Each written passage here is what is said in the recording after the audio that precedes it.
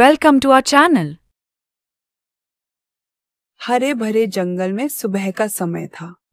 पेड़ों से छनकर आती सूरज की किरणें पत्तों पर चमक रही थीं।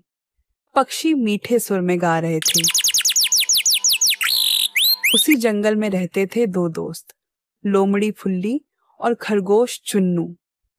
दोनों हर दिन साथ खेलते, साथ खाते और बातें करते थे, लेकिन दोनों की सोच बहुत अलग थी।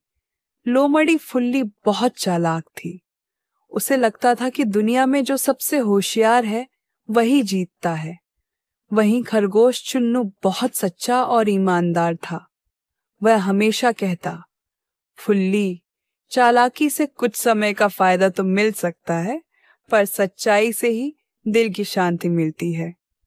फुल्ली हंसकर बोली, अरे चुन्नू, तू बहुत भोला है।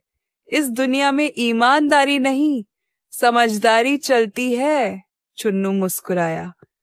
देख लेना फुल्ली, सच्चाई की जीत हमेशा होती है। एक दिन दोनों जंगल के नए हिस्से में घूमने गए। रास्ते में उन्हें एक बहुत बड़ा आम का पेड़ दिखा। पेड़ के नीचे जमीन थोड़ी उभरी हुई थी। चुन्नू बोला, लगता है यहाँ कुछ दबा हुआ है। दोनों ने मिलकर मिट्टी खोदी। थोड़ी ही देर में उन्हें एक पुराना मिट्टी का मटका मिला। मटके के अंदर झांका तो दोनों दंग रह गए। सोने के सिक्के चमक रहे थे।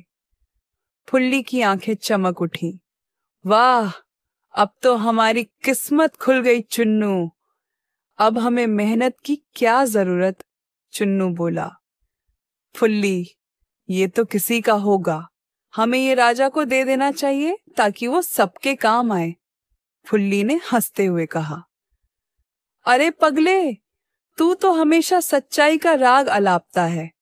चल इसे छिपा देते हैं और बांट लेते हैं। चुन्नू ने सिर हिलाया। नहीं फुल्ली, गलत चीज अपनाने से सुख नहीं मिलता।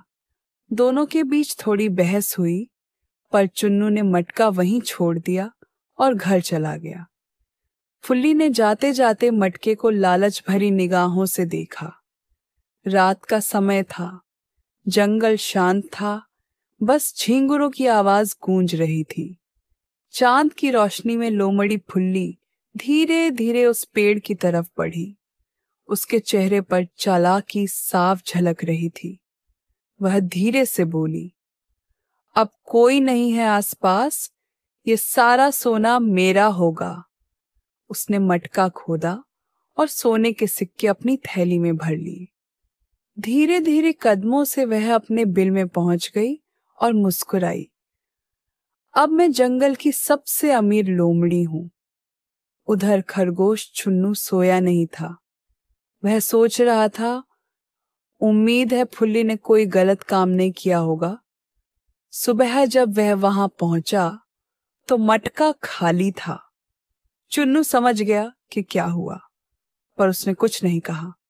उसने सोचा, एक दिन सच्चाई खुद सामने आएगी। अगले दिन जंगल में हंगामा मच गया। राजा शेर के सैनिकों ने घोषणा की, राजा का सोने का खजाना किसी ने चुरा लिया है। जो पकड़ा जाएगा उसे सजा मिलेगी। सिपाहियों को पेड़ के नीचे खाली मटका मिला।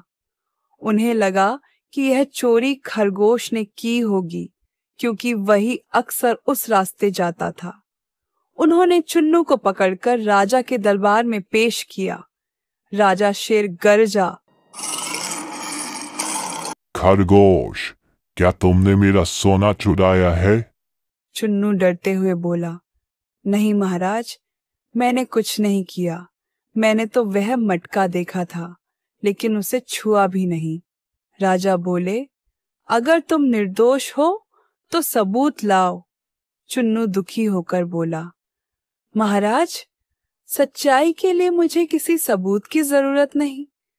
मैं तो सिर्फ सच बोल सकता हूं। उधर लोमड़ी फुल्ली सब कुछ छिपकर सुन रही थी। उसे पछतावा हुआ, पर डर के मारे सामने नहीं आई। कुछ दिन बाद जंगल के जानवरों में चर्चा होने लगी। लोमड़ी फुल्ली, उस दिन उस जगह के पास थी। यह बात राजा के कानों तक पहुंची। राजा ने फुल्ली को बुलवाया। राजा ने गुस्से में कहा, लोमड़ी, क्या तुमने चोरी की? फुल्ली डरते हुए बोली, ना, नहीं महाराज, मैं तो बस वहां से गुजर रही थी। चुन्नू ने धीरे से कहा, फुल्ली मेरी दोस्त है, पर सच्चाई उससे भी बड़ी है।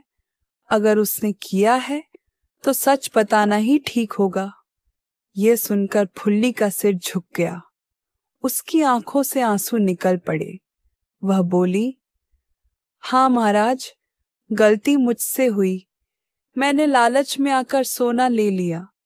चुन्नू ने मुझे रोका था, पर मैंने उसकी बात नहीं मानी। राजा ने गुस्सा शांत करते हुए कहा, गलती मान लेना सबसे बड़ा साहस है। फिर मुस्कुराकर बोले, फुल्ली, तुम्हें माफ किया जाता है, पर याद रखो, सच्चाई सबसे बड़ी दौलत है।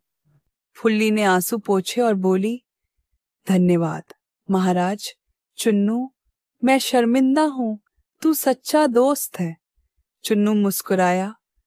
चलो फुल्ली, अब हम मिलकर सबकी मदद करेंगे। उस दिन से दोनों फिर से अच्छे दोस्त बन गए। अब फुल्ली ने चालाकी छोड़ दी थी।